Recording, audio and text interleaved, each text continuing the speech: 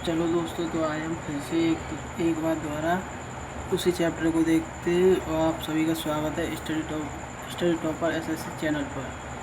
तो हमारा जो टॉपिक था वो था धूमकेतु। चलिए अब वहीं से हम आगे देखते हैं।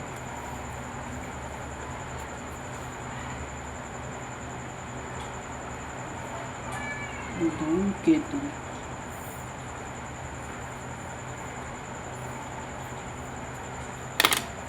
अब ऐसे ही हम आगे बढ़ते चलेंगे और हर चैप्टर को कंप्लीट करते चलेंगे। धूमकेतु क्या होता है? तो धूमकेतु बर्फ का बड़ा पिंड होता है जो सूर्य के चारों ओर परिक्रमा करता है, यानी कि जो चक्कर लगाता है, और ये गैस और धूलों से मिलकर बना होता है। चलिए तो अब इसको हम देखते हैं। ये गैस व धूल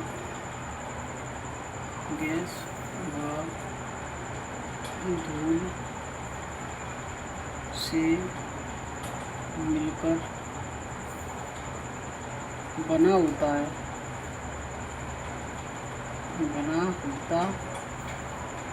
है जो सूर्य की परिक्रमा करता है, सूर्य का चक्कर लगाता है। ठीक है, चक्कर लगाता है। अब इसका जो एक वो है हैली धूमकेतु, वो हमें हर 76 सालों बाद दिखाई देता है। पहले हमें ये 1986 ईस्वी में दिखाई दिया था, तो उसमें हम 76 बस ऐड कर देंगे तो 2062 में अब हमें आगे दिखाई देगा हैली धूमकेतु। हैली धूमकेतु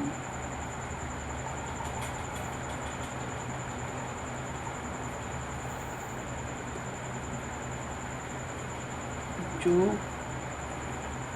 हर 76 वर्ष बाद दिखाई देता है।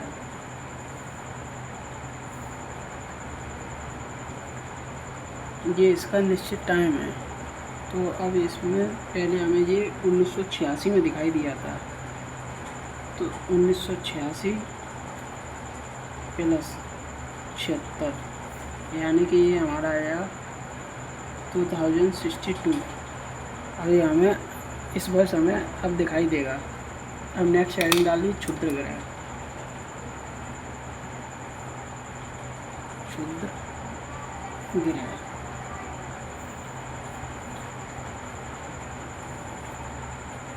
ये धूमकेतु, क्षुद्र ग्रह, उल्का और उल्का पिंड ये सब सेम होते हैं। ये भी धूल और गैस से मिलकर बना होता है और जो सूर्य का चक्कर लगाता है।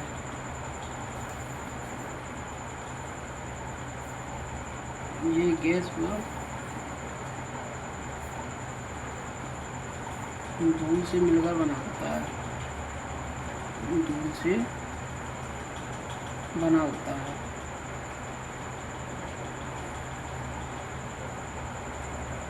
और इसी का एक छोटा भाग है जिसे उल्का पिंड कहते हैं, उल्का पिंड या मीटियोरॉइड।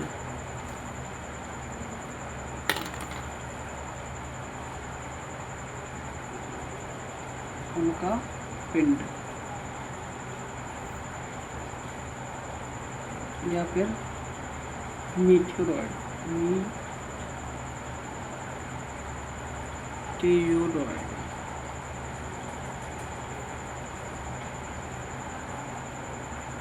ये सब गैस और धूल से मिलकर बने होते हैं।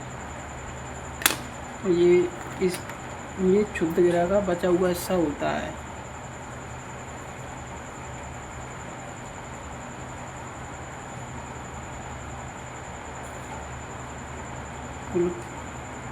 सेम कर लेना, ये ज़्यादा लिखने की ज़रूरत नहीं है। उल्का और अब उल्का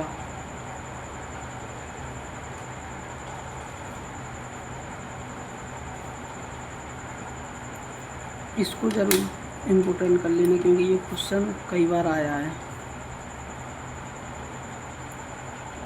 उल्का, इसको एक नाम से इंग्लिश में और मीटियर कहते हैं, वो भी याद रखना, मीटियर।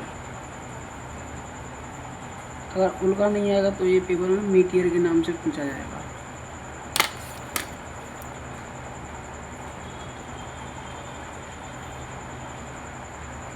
ये क्या है, जैसे जब ये उल्का पिंड है, जैसे ये उल्का पिंड है, ठीक है, और ये हमारी पृथ्वी है, पृथ्वी, और ये उल्का, जब ये इसमें प्रवेश करेगा तो ये पीछे रोशनी छोड़ता जाएगा। क्या छोड़ेगा? रोशनी, रोशनी छोड़ेगा। तो मतलब कि ये रोशनी जैसी लकीर को छोड़ता है, रोशनी लकीर को छोड़ता है। इसे ही हम टूटता तारा या फिर मीटियर के नाम से जानते हैं। जैसे जो तारे होते हैं वो कभी टूटते नहीं हैं, जो हमें दिखाई देता है पृथ्वी के अंदर वो ये उल्का ही होता है। चाहो तो अभी इसकी ओर ये गैस व धूल से मिलकर बने होते हैं, जो पृथ्वी के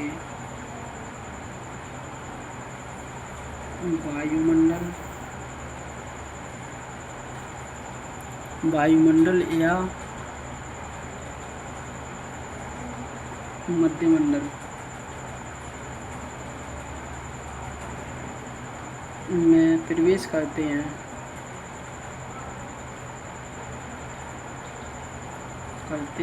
तो ये रोशनी की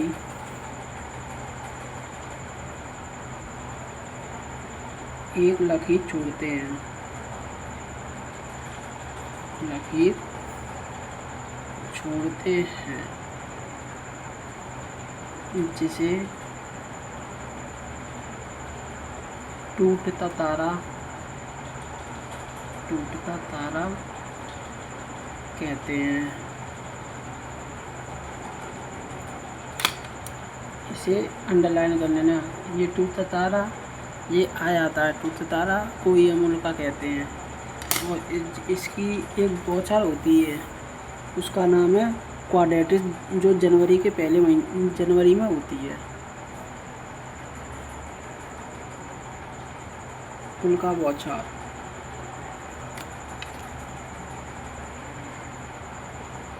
उल्का बौछार।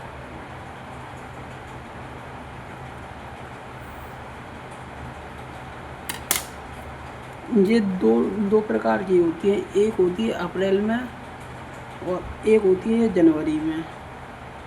हाँ, अप्रैल वाले का अभी मुझे अभी बताता हूँ, पहले इसको कर लो। इसका नाम है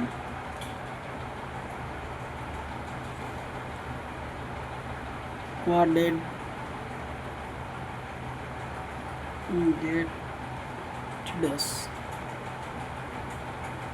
ये जनवरी में होती है। कब होती है? जनवरी में।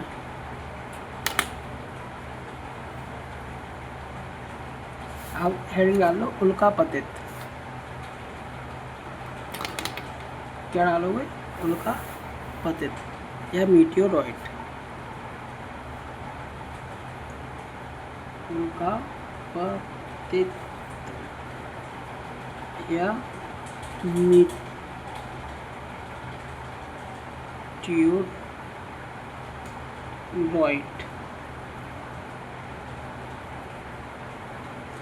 ये भी सेम गैस और धूल से मिलकर बने होते हैं। ये उल्कापिंड, उल्का और ये उल्कापतित, ये क्षुद्र ग्रह से मिलकर बने होते हैं और इससे छोटे होते हैं। तो एक ये छोटा डायग्राम बना लो, क्षुद्र ग्रह, इससे छोटे उल्कापिंड उल्का उल्का पतित, उल्का पतित छोटा ग्रह।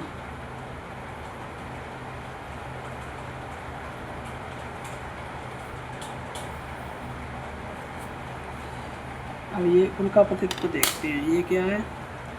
जब ये हमारे जैसे अब ये उल्का था जो वायुमंडल में प्रवेश हुआ तो ये वहीं पर ख़त्म हो जाता है। आज जो बचे आते हैं वो हमारी पृथ्वी पर टकरा जाते हैं, उसे उल्का पतित कहते हैं, यानी कि मीटियोरॉइड, तो यानी कि टकराना। जो हमारी पृथ्वी की सतह से टकराते हैं उन्हें हम उल्का पतित कहते हैं। और आपने शायद सुना होगा लोना झील है, वो इसी की वजह से उत्पन्न हुई थी, जो महाराष्ट्र में है। ये क्वेश्चन आ जाता है। लोनार झील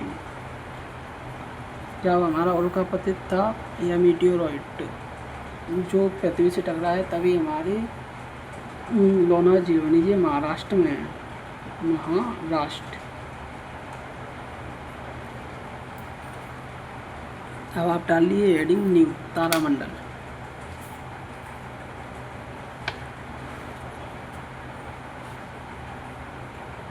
तारामंडल।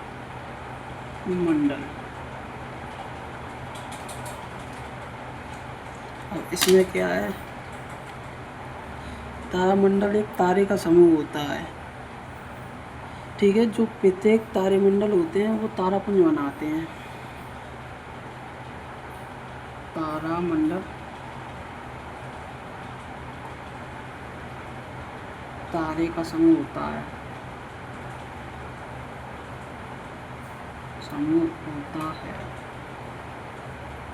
ये तारापुंज, जैसे तारापुंज को ही हम वो नक्षत्र भी कहते हैं, नक्षत्र बनाते हैं, ठीक है। अब और ये हमारे कई प्रकार की आकृतियाँ भी देते हैं, ये मिलकर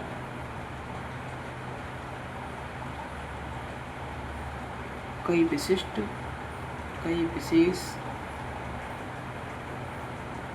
आकृतियाँ बनाते हैं,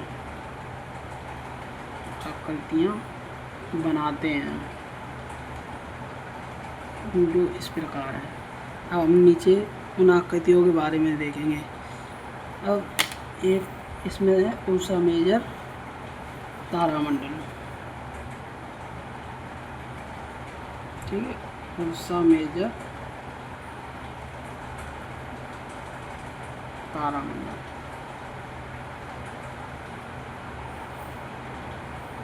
इसमें क्या है,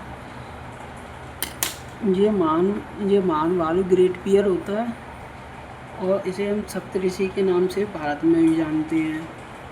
ये उत्तर आकाश में दिखाई देता है और इसको हम बिग डिपर तारामंडल भी कहते हैं, ठीक है। इसे महान भालू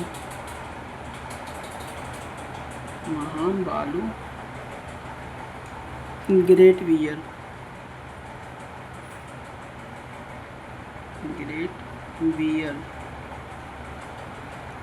और सप्तऋषि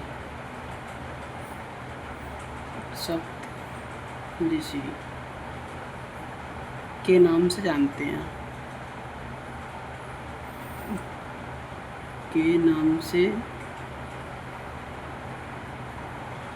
भारत में जानते हैं।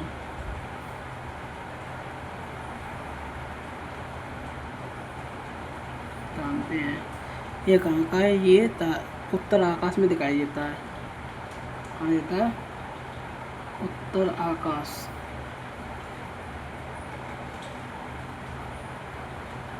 आकाश में दिखाई देता है। उत्तर आकाश का तारामंडल है।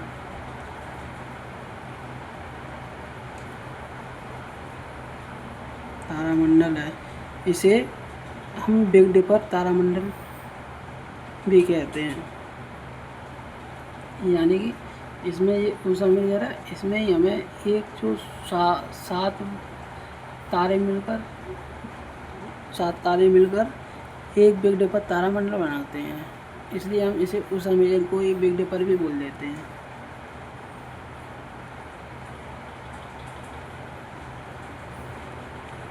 उषा मेजर में बिग डिपर तारामंडल है।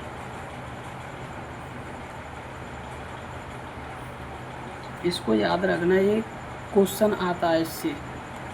अभी हम आगे जब प्रैक्टिस करेंगे उसमें दिखाएंगे। ये देख लीजिए अगर कहीं छूट गया हो तो।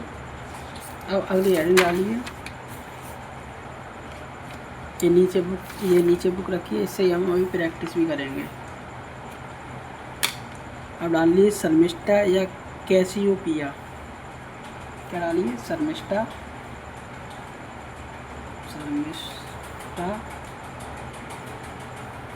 या फिर कैसियोपिया।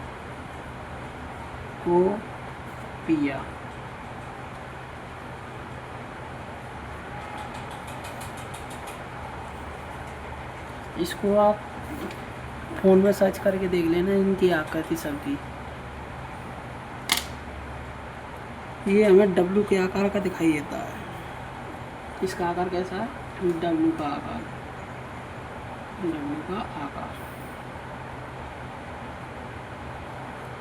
ठीक है, डब्लू का आकार है और इसका सबसे चमकीला तारा सिडार है। जो शर्मिष्ठा है उसका चमकीला तारा सिडार चमकीला तारा है। चमकीला तारा है। ठीक है, दिखाई तो दे रहा है सब। इसके बाद है सिग्नस।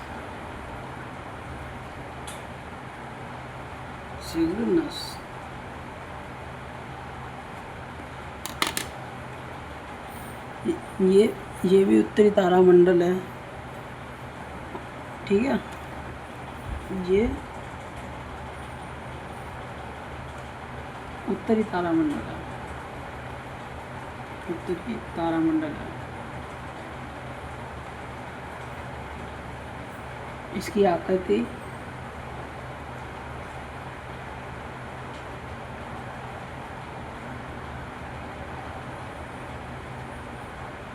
क्रॉस जैसी होती है।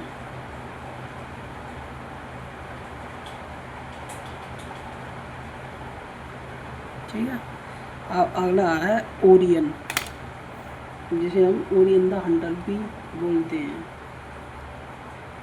ओरियन। ठीक है,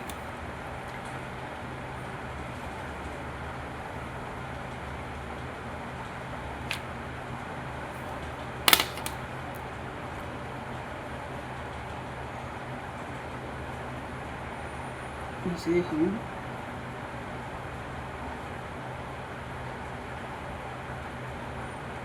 ओरियन द हंटर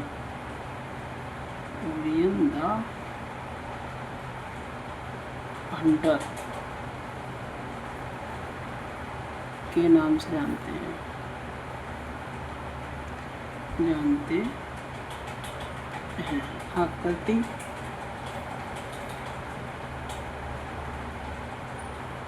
आकृति जैसे कोई पुरुष धनुष लिए खड़ा है।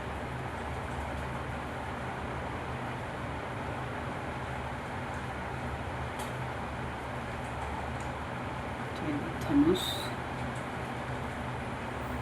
लिए खड़ा हुआ व्यक्ति। व्यक्ति दंश लिए खड़ा हुआ। इसकी आकृति ऐसी है। अब और इसका चमकीला तारा, चमकीला तारा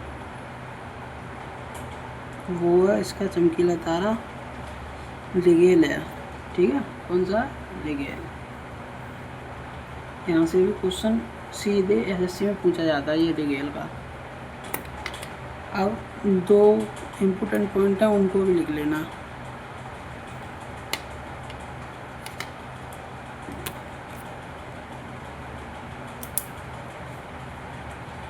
रात के टाइम, रात के समय सबसे चमकीला तारा,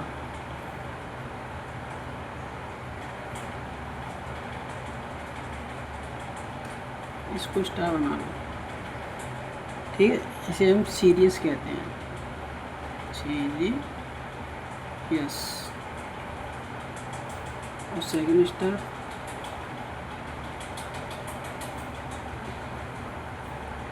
सेकंड स्टार है सूर्य के बाद,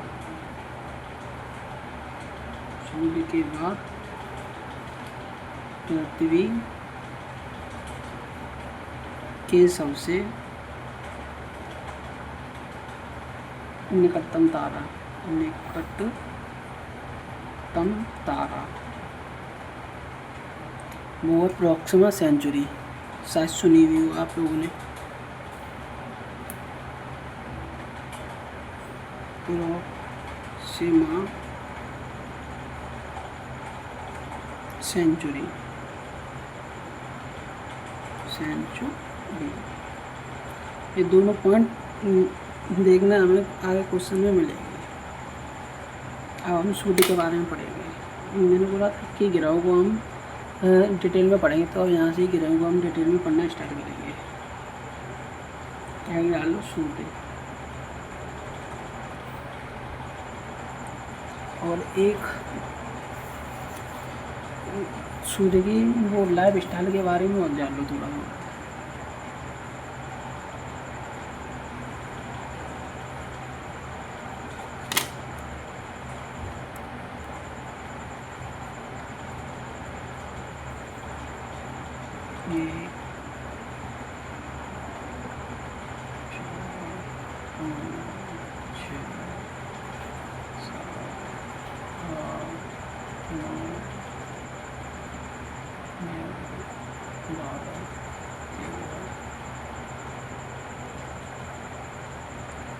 अभी हमारा सूर्य है, जो हमारा सूर्य है उस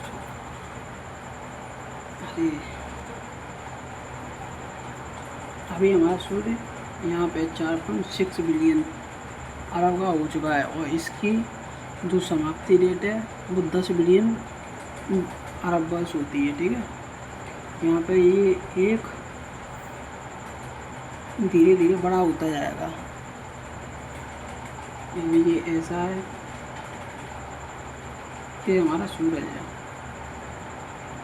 ये बड़ा होता जाएगा, और यहाँ पे आके जब 10 मिलियन साल हो जाएंगे तो ये रेड जायंट हो जाएगा, ठीक है। रेड जायंट कैसा हो जाएगा? रेड जायंट या लाल दाना, लाल दाना। यहाँ पे इसकी एनर्जी ख़त्म होगी,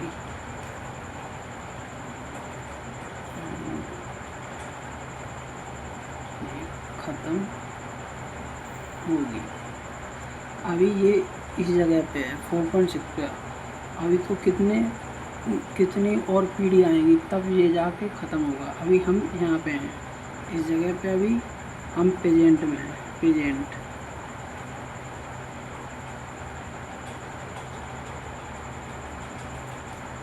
अभी हम यहाँ इस जगह पर हैं। जब ये लाल दाना बनेगा फिर ये बाद में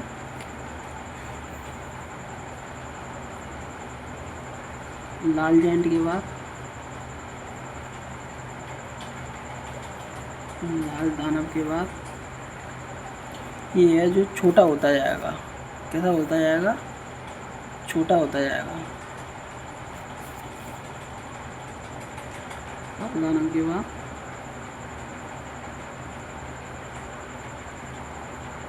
छोटा होगा, और जो ये बचेगी इसे हम कोर कहते हैं। इसको हम कोर कहते हैं। जब ये धीरे धीरे धीरे छोटा होता जाएगा तो एक विस्फोट होगा। जब ये छोटा होगा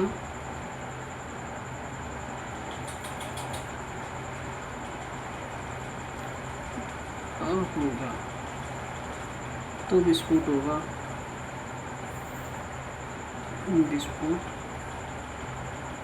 होगा, इसे हम विस्फोट होगा तो इसे ही हम सुपरनोवा कहते हैं। क्या कहते हैं? सुपरनोवा। सुपरनोवा बोलते हैं। और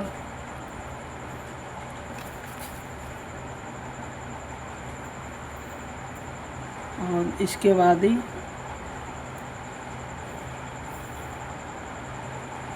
विस्फोट हुआ, और इसके बाद ये दिखा नहीं पाया था। विस्फोट होगा तो ये सुपरनोवा बनेगा, और बाद में ये सुपरनोवा के बाद पल्सर बनेगा। पल्सर बनेगा सुपरनोवा के बाद। ठीक, सुपरनोवा के बाद पल्सर बनेगा, जिसे हम न्यूट्रॉन तारा बोलते हैं। न्यूट्रॉन तारा कहते हैं। ठीक है, इसके बाद फिर ब्लैक होल बनेगा।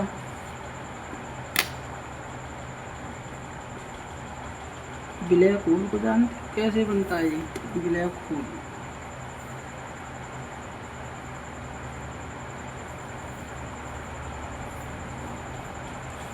ब्लैक होल तब बनता है जब कोई बड़ा तारा समाप्त होता है।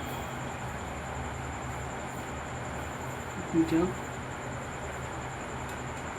कोई बड़ा तारा समाप्त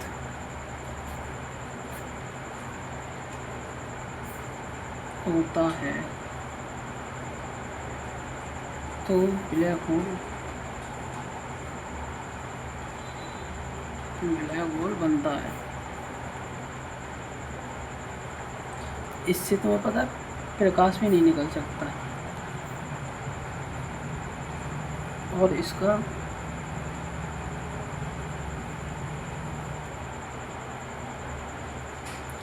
गुरुत्वाकर्षण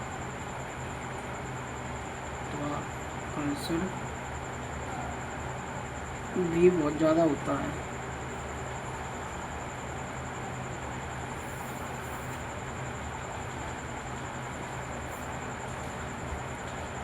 ये कोई भी चीज़ अपनी ओर खींच लेता है। ये रोशनी को भी बाहर नहीं जाने देता।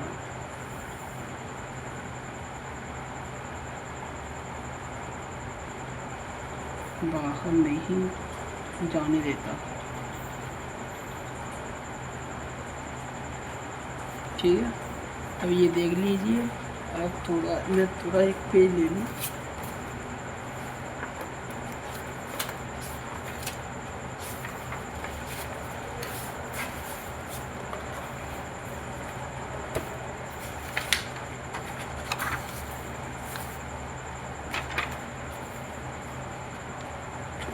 अभी हम सूर्य के बारे में पढ़ रहे थे, तो अभी उसमें बचा है थोड़ा।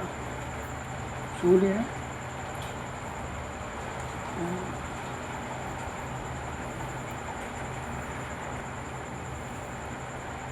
सूर्य में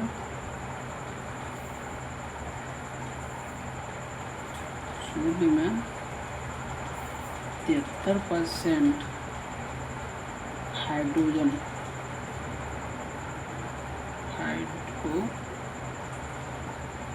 जन और 25 से 28%, 25 से 28% हीलियम होती है, हीलियम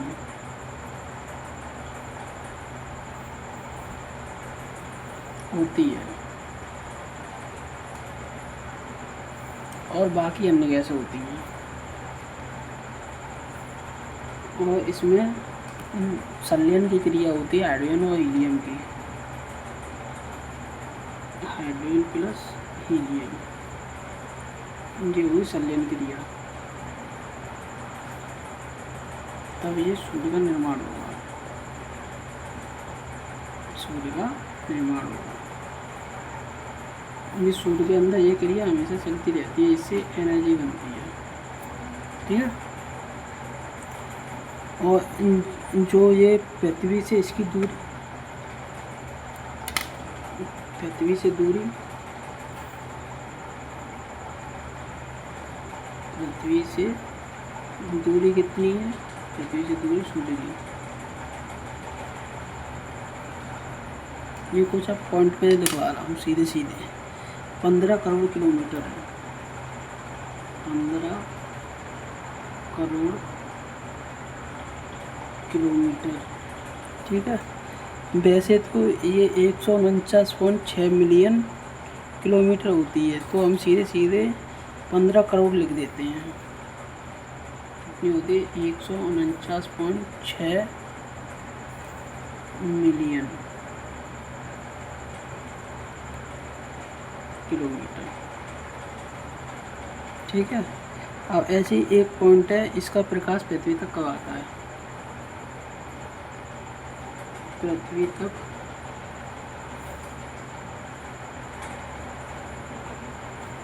प्रकाश पहुँचने में लगा समय, प्रकाश पहुँचने में समय, तो ये होता है 8 मिनट 20 सेकंड। कितना होता है, 8 मिनट 20 सेकंड। और प्रकाश की चाल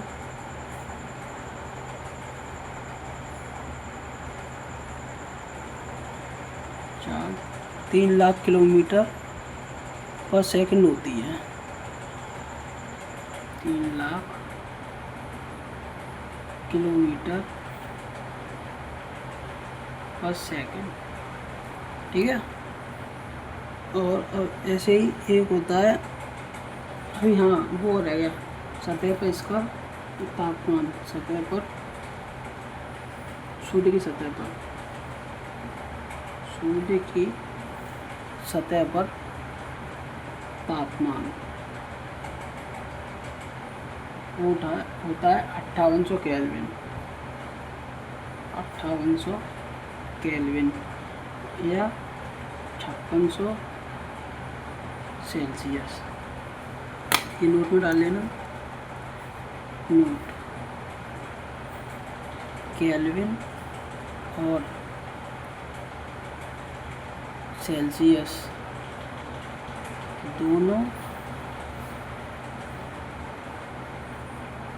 तापमान के मात्रक होते हैं, के मात्रक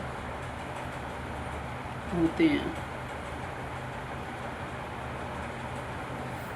ठीक है।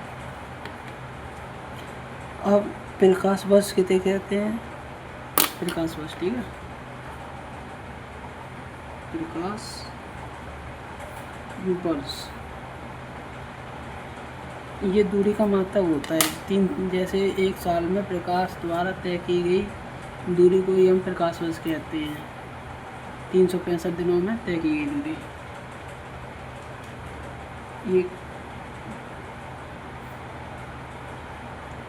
एक साल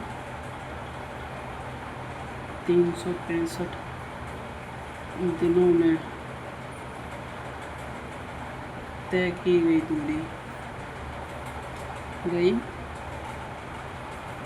दूरी को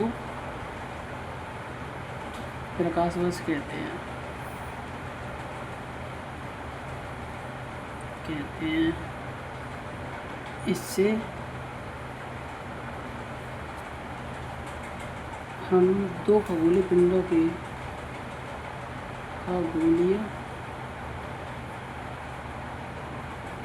के बीच की दूरी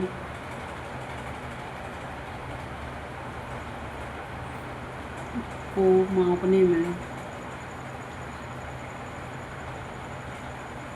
यूज करते हैं।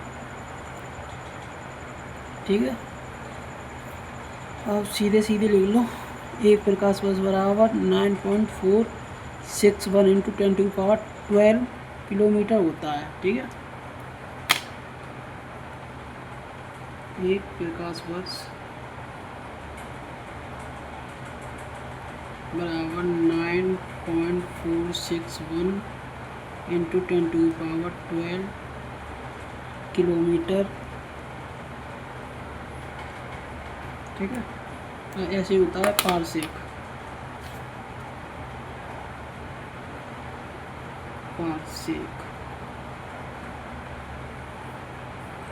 ये दूरी का सबसे बड़ा मात्रक होता है,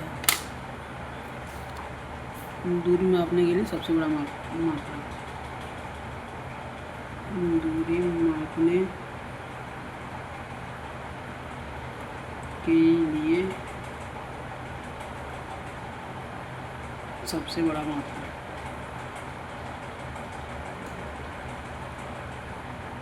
ये सबसे ज़्यादा दूरी नापते हैं पिंडों की या सूर्य की, तो हम इसी के द्वारा मापते हैं। ठीक है, इसकी होती है एक पारसेक बराबर 3.26 प्रकाश वर्ष। कितनी होती है? एक पारसेक बराबर 3.26 प्रकाश वर्ष।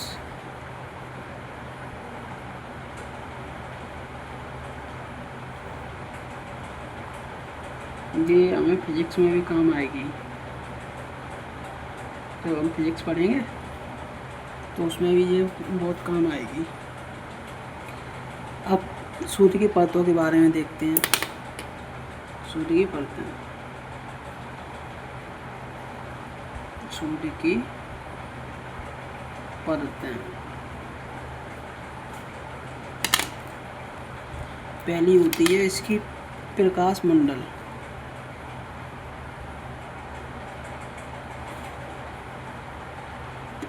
प्रकाश मंडल, या ऐसे हम फोटोस्फीयर भी कहते हैं। क्या बोलते हैं? फोटोस्फीयर।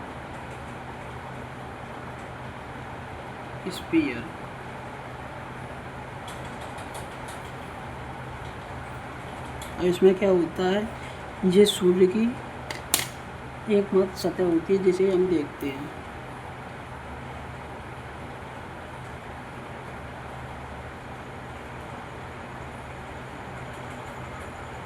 जिसे हम देख सकते हैं।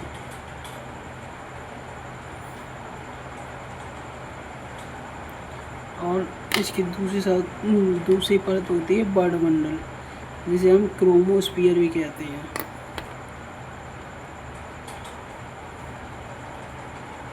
वर्णमंडल, क्रोमोस्फीयर।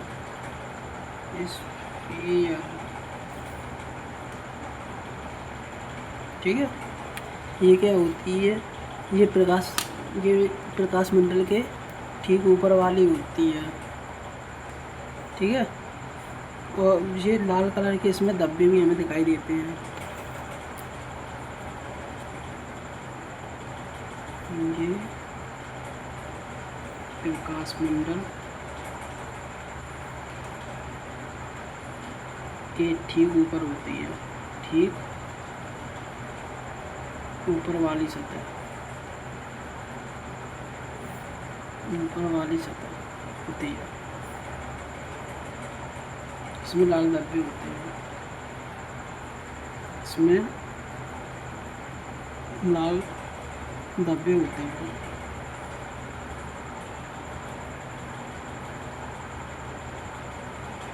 होते हैं। ठीक है, अब इसकी एक और है जिसे हम सूर्य किरण या कोरोना कहते हैं।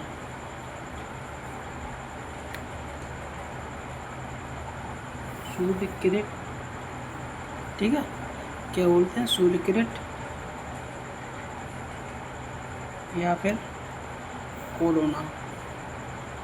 ये वो वाला कोरोना नहीं है जो आप लोगों ने देखा था, जिसमें लॉकडाउन में आप लोगों ने बहुत मज़े मारे थे, तो वो कोरोना नहीं है, ये सूर्य किरण वाली है। इसमें क्या है, ये सूर्य के वायुमंडल के बाहर की परत होती है। जैसे ये सूर्य, इसके ये बाहर वाली परत होती है, बाहरी परत, बाहरी परत ये होती है। ये सूर्य के बाहरी परत होती है, इसे हम सूर्य किरण कहते हैं। ये पता है प्रकाश मंडल की तुलना में अधिक तापमान होती है, यानी कि चलो मैं लिखता हूँ, ये सूर्य की सबसे बाहरी परत होती है, परत होती है, और इसका तापमान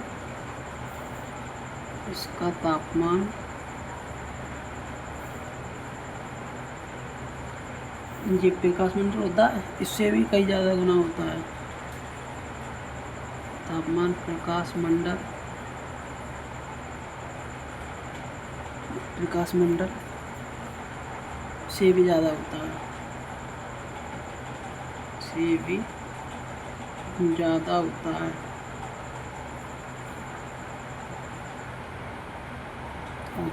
और ये पता है केवल सूर्य ग्रहण के दौरान दिखाई देती है। ये केवल सूर्य ग्रहण पर दिखाई देती है,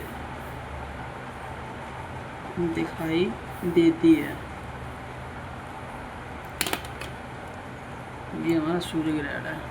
ठीक है, ये अभी हमारा सूर्य ग्रहण तक ख़त्म हो गया, तो अब हम प्रैक्टिस करेंगे सीधे पिनाकल बुक से, जो अभी हमने दिखाई थी। ये चलिए तो क्वेश्चन को देखते हैं। जैसे इसमें दिया है, एक सेकंड इसको सही रखूँ।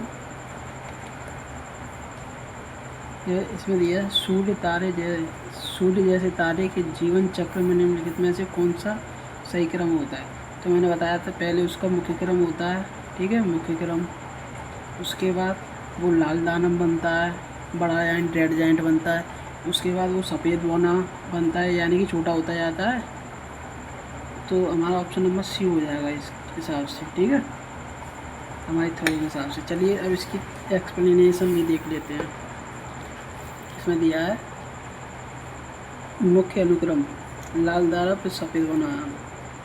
ये एक मध्यम आकार के तारे जैसे हमारा सूर्य का जीवन चक्र कई विशेष क्रम के अनुसार करता है। जैसे पहले निहारिका होती है, उससे जो दूल्हा गैस से वो सिकुड़ के बना था, और तभी तो हमारा सूर्य बना, ताकि उसका मुख्य अनुक्रम होता है। तारा अपना अधिकांश जीवन इसी स्थिर अवस्था में व्यतीत कर देता है, जहाँ कोर हाइड्रोजन संलयन होता है, यानी कि जो सूर्य के अंदर हाइड्रोजन और हीलियम से संलयन होता है, तभी तो हमारा सूर्य बनता है। सूर्य के अंदर जो एनर्जी उत्पन्न होती है, सूर्य वर्तमान में इसी अवस्था में, जो मैंने अभी बताया कि प्रेजेंट में अभी हमारा सूर्य यहाँ पर है। लाल दानव कोर में हाइड्रोजन समाप्त होने के बाद तारा फैल जाता है और ठंडा होकर लाल दानव बन जाता है। तो मैंने ये बताया था कि जैसे जैसे सूर्य की एनर्जी ख़त्म होती जाती है, तो वो बड़ा होता जाता है और लाल जाइंट बन जाता है, सफ़ेद होना। अंत में बाहरी परत ग्रही निहारिका के गिराने के बाद तारे का शेष घना कोर एक सफ़ेद बना बन जाता है, यानी कि जब एनर्जी निकल जाती है तो वो छोटा होता जाता है, तभी तो वो सफ़ेद बना बनता है। अब अगला क्वेश्चन देखते हैं। ठीक है, सूर्य से पृथ्वी की दूरी की केवल 2.8 गुना दूरी पर परिक्रमा करने वाला अब तक का सबसे निकटतम बौना ग्रह कौन सा है? इसमें था सीरस। ठीक है, ये मंगल और बृहस्पति के बीच जो हमारे ग्रह हैं, तीन या चार ग्रह हैं, उनके बाद पहले हमारी क्षुद्र ग्रह की बेल्ट होती है, उसके बाद फिर ग्रह होते हैं। ऐसे करके हमारी पृथ्वी भी यहाँ आगे आ जाती है इस बेल्ट से पहले, और इसी में से जो उल्कापिंड होते हैं, उल्कापिंड या क्षुद्र ग्रह, वो यहीं से आते हैं जो हमारी पृथ्वी पर टूट कर दिखाई देते हैं। इसे ही हम टूटते तारे कहते हैं। ठीक है, अब ऐसे ही क्वेश्चन नंबर 17 देखिए। क्वेश्चन नंबर 17, निम्नलिखित में से कौन सी पृथ्वी का दूसरा सबसे निकटतम तारा है? तो मैंने बताया था कि सूर्य के बाद हमारा प्रॉक्सिमा सेंचुरी ही है। कौन सी? Proxima Centauri. याद रखना, सूर्य के बाद तुरंत प्रॉक्सिमा सेंचुरी। ये मैंने नोट में भी लिखवाया तुम लोगों को।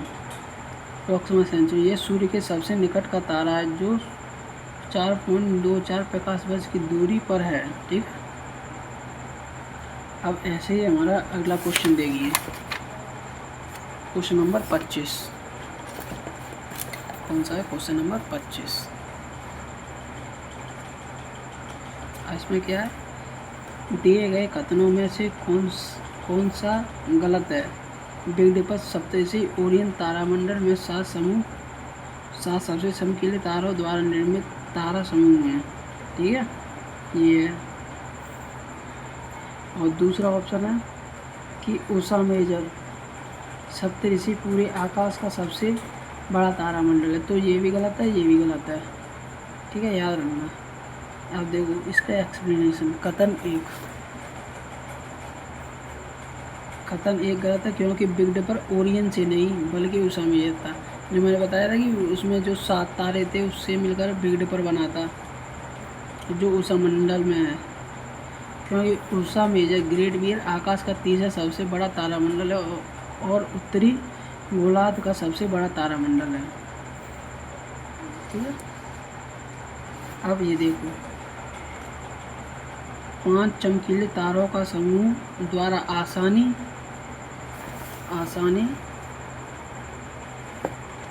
से पहचा जाने वाला उत्तरी आकाश का एक तारामंडल अनियमित डब्ल्यू के आकार के रूप में दिखाई देता है, जिसे हम क्या कहते हैं? तो मैंने बताया शर्मिष्ठा या कैसियोपिया बोलते हैं। ये शर्मिष्ठा या कैसियोपिया। ठीक है, हमें देखो दिखाई है, ये एक विकृत अक्षर डब्ल्यू या एम जैसा प्रतीत होता है। एम तो होता नहीं है, डब्ल्यू ही होता है। ये एम इसमें गलत है। ठीक है, क्योंकि वो ऐसा होता है, तो ये एम तो बनेगी। हाँ, अगर हम पृथ्वी के दूसरी तरफ से देखते हैं तो शायद ये हमें एम के रूप में दिखाई दे।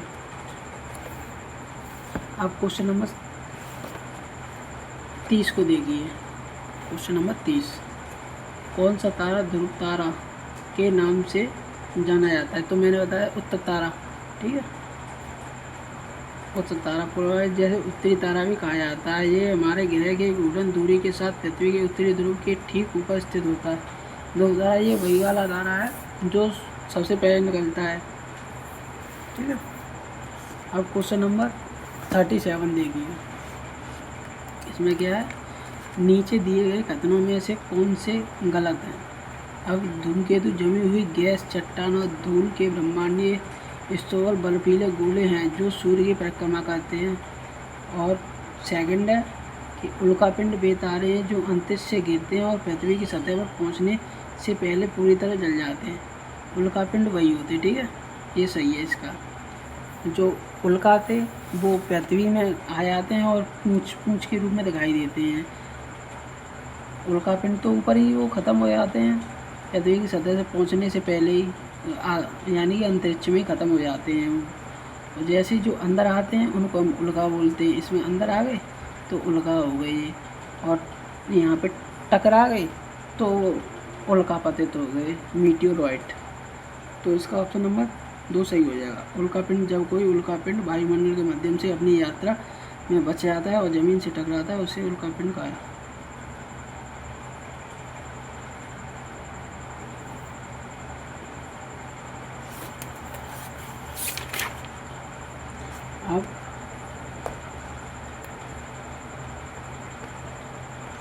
चलिए अगर आपको वीडियो अच्छी लगी हो तो हमारे स्टडी टॉपर SSC चैनल को लाइक और चैनल को सब्सक्राइब कर लेना, और ऐसे ही हम चैप्टर में आगे बढ़ते रहेंगे। Thank you.